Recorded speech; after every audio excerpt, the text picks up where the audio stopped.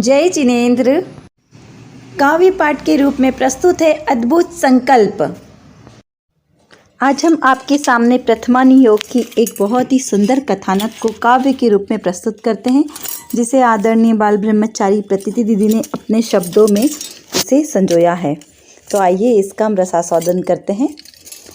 विश्वास नहीं होगा शायद ऐसा भी कभी हुआ होगा, जिसने नव दंपति बनकर मधुरस को नहीं चखा होगा, जिसने नव दंपति बनकर मधुरस को नहीं चखा होगा। पर इसमें क्या अचरज करना, पर इसमें क्या अचरज करना, वे महावीर का भारत है।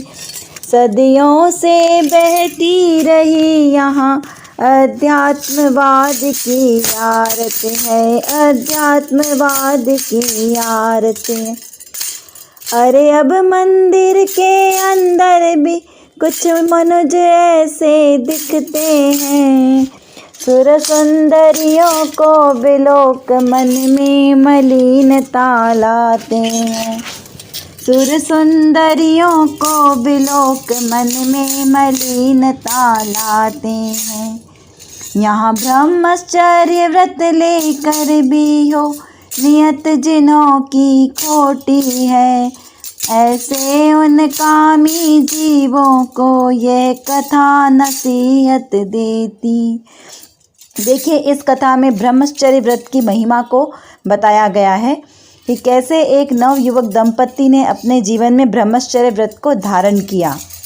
है बात बंधुओं उस युग की जब मनुज धर्म अनुगामी था, है बात बंधुओं उस युग की जब मनुज धर्म अनुगामी था। कच्छ देश का अरहदास उन दिनों बहुत ही नामी था छोटा सा परिवार, किंतु वह अति वैभव का मालिक था। उस पति पत्नी के एकमात्र बस विजय नाम का बालक था। यौवन की पहली सीढ़ी पर जब उसने पग बढ़ाया था, फिर ब्रह्मचर्य की महिमा सुन हुआ प्रभावित वह ज्ञानी। हर शुक्ल पक्ष में ब्रह्मचर्य संग रहने की उसने ठानी। लेकर के मुनि से व्रत विधिवत की पूरी मन में इच्छा है, वह नहीं जानता था इसकी होनी किस तरह परीक्षा है। कुछ समय बाद संयोग भयानक कैसा योग मिलाता है, जब नगर सेठ धनराज सुता से वह संबंध रचाता है। ही रात परीक्षा की पहली हृदयों में खुशी संजोई थी। 16 श्रृंगार किए विजया मीठे सपनों में खोई थी। जब विजय देखिए किस विधि से वह मंगल रात बिताता है, कुछ और न अर्थ लगा बैठे विजया का मन बहलाता है। हो विजया जिसके पास विजय निश्चित ही उसकी होती है। 16 सर्गों की सुषमा भी तेरे सन्मुख धोती है। यह सुनते लजा गई विजया, घूंघट से चांद निकल आया। कुछ और न आगे हो पाए मतलब पर विजय उतर आया। विजया विवाह से पूर्व सुनो एक मुनिवर संग पधारा था। विजय अपनी घटना बताते हैं कि विवाह से पूर्व एक मुनि संग उनके नगर में पधारा था। परिणय होने पर शुक्ल पक्ष में रहो ब्रह्मचर्य धारा था। इस मधुर मिलन के चिर सुख को झांकूंगा उस निश की झांकी, उसे पूर्ण होने में अब कुछ 3 दिवस ही है बाकी। इतना सुनते ही सरच सभी वह सेज सुहागन काँप उठी। विजया की आँखों के आगे 2 क्षण को धरती नाच उठी। उड़ गया पतंग उड़ गया गगन, निश के तारे सब डोल गए। इससे पहले कुछ विजय कहे विजया के मुख से बोल उठे। हे नाथ जानते आप नहीं, हे नाथ जानते आप नहीं, कैसे यह जीवन जाएगा। जब शुक्ल पक्ष होगा पूरा तब कृष्ण पक्ष लग जाएगा। जब शुक्ल पक्ष होगा पूरा तब कृष्ण पक्ष लग जाएगा। फिर नाथ आपके बाद शुरू होगी विजया की भी बारी।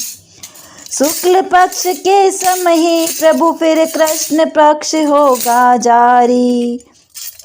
बालकपन में मैंने भी यह व्रत सद्गुरु जी से धारा था। पालूंगी कृष्ण पक्ष पूरा, मेरे मन का यह नारा था। स्तंभित रह गया विजय, स्तंभित रह गया विजय, शब्दों ने किया किनारा हो। या जैसे किसी खिलाड़ी ने अगदाव आखिरी हारा हो। फिर किले कल्पनाओं के सब रुक सके न मन के रोके से। सदियों से जिन्हें संभाला था ढा गए एक ही झोंके से। एक और भोग एक और नियम, एक और भोग एक और नियम, दोनों की डोर करारी थी। दोनों के बीचों बीच परीक्षा नव दंपति की जारी थी। तब मौन तोड़ विजया बोली, तब मौन तोड़ विजया बोली, अवसर ना खाली जाने दो। कुलवंश बढ़े जिससे आगे, उस शुभ अवसर को आने दो। सुंदर सुशील कन्या विलोक, यह प्रिय भाव भर सकते हो आप पुरुष इस कारण से फिर से विवाह कर सकते हो। विश्वास रखे मैं सपने में भोगों की और न ताकूंगी। पत्नी न सही दासी बनकर सानंद जीवन काटूंगी। बस बंद करो कह उठा विजय, बस बंद करो कह उठा विजय, अब और नहीं सुन पाऊंगा। मैं पालू लाख जन्म में भी तुम जैसी प्रिया न पाऊंगा। कैसे खोऊं यह शुभ अवसर जो बड़े पुण्य से पाया है। संयोग परीक्षा दोनों की लगता क्षण लेने आया है। कह उठा विजय विजया सुन ले, इस तरह विजय ना पाएगी। परिणय की बात स्वप्न में भी मुझको न कभी भी आएगी। यह बोल बोल करके विजया पहुँचाई तुमने पीड़ा है। क्या विषय वासनाओं का ही मेरा मन लगता कीड़ा है। आजन्म ब्रह्मचर्य का तुमने घर पालन करने का बल है। क्यों नहीं पाल सकता हूँ मैं, क्या नर नारी से दुर्बल है। तुमने प्रतिव्रत के कारण ही लगता है यह वचन सुनाया है। या तुमने इस नर के मन को सचमुच में जान न पाया है। इतिहास उठा कर देखो तो तब दोहराना उस वाणी को। विजया क्यों लज्जित करती हो पुरुषों की पौरुष वर्णी को। विजया क्यों लज्जित करती हो पुरुषों की पौरुष वर्णी को। अब एक और प्रिया, अब एक और प्रतिज्ञा हम दोनों संग में धारेंगे। जब लक्ष्य एक है हृदय एक है तब कैसे हिम्मत हारेंगे, तब कैसे हिम्मत हारेंगे। अब भाई भगनी जैसा हम यह जीवन गुप्त बिताएंगे। जिस दिन माता पिता जाने दोनों ही त्यागी हो जाएंगे, दोनों ही त्यागी हो जाएंगे। वह होगी निश किसी पावन उसने क्या पुण्य किया होगा। जिसके अंचल में नव दंपति ने यह संकल्प किया होगा। नर इंद्र सुरेंद्र महेंद्र सभी उस पल हर्षाए तो होंगे। सुरपुर में सुर में सरस सुमन निश्चित ही बरसाए होंगे। एक और गृहस्थ की गिरी जीवाणी प्रायश्चित उसका करते हैं। देखिए उन दोनों ने ये एक नियम तो लिया, लेकिन कुछ ही समय बाद एक उसी शहर में एक गृहस्थ के घर जीवाणी गिर जाती है जिसका प्रायश्चित वो करते हैं। तो देखिए इस कथानक में आगे क्या होता है। नव दंपति का भोजन रखवे कठिन प्रतिज्ञा धरते हैं। होता क्या है, जब वो मुनिराज के पास जाकर अपने प्रायश्चित के लिए बात करते हैं तो मुनिराज कहते हैं कि आपको बहुत सारे उपवास करना पड़ेगा, 80,000 से ज़्यादा उपवास करें या फिर ऐसे दंपत्ति को भोजन कराएं अपने घर में जिसका अखंड ब्रह्मचर्य का नियम हो। तो उसकी उनको सुझाव देते हैं कि आपको नगर में, नगर के आसपास जितने भी दंपत्ति उन सबको भोजन कराना होगा और घर में एक चंदोवा जो काले कलर का बंधेगा, और जब वो काले कलर का चंदोवा वाइट हो जाएगा यानी धवल हो जाएगा तब आप समझना कि आपका प्रायश्चित पूरा हो गया। और उन्होंने इसी तरीके से अपने यहाँ पर इस तरीके से व्यवस्था की। नव दंपति अरु बाल ब्रह्मचारी जिस दिन भोजन को आएंगे। शुभ धवल होएगा चंदोला प्रायश्चित पूरा पाएंगे। देश विदेश के बाल ब्रह्मचारी भोजन करने आते हैं। शुभ धवल नहीं हो चंदोला देख देख पछताते हैं, देख देख पछताते हैं।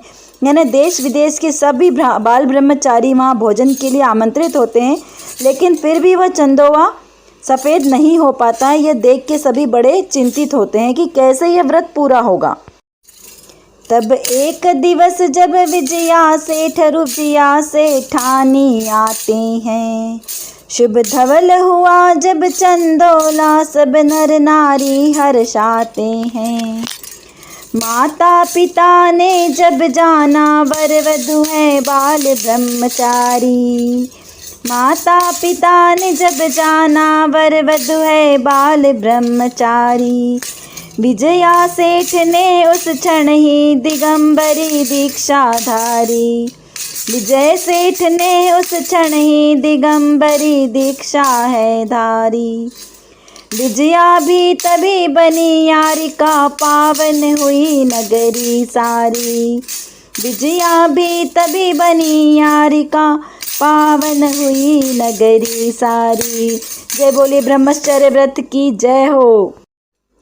असिधारा व्रत की यह महिमा जन जन ने मानो जानी। छहो द्रव्य है बाल ब्रह्मचारी परिणति मात्र अपावन है। ब्रह्मरूप को लखते ही परिणति हो जावे पावन है। यह श्रमण संस्कृति का प्रभाव जो संयम के पुष्प खिलते हैं। अब भी भारत में यत्र तत्र इस तरह उदाहरण मिलते हैं। विश्वास नहीं होगा शायद ऐसा भी कभी हुआ होगा।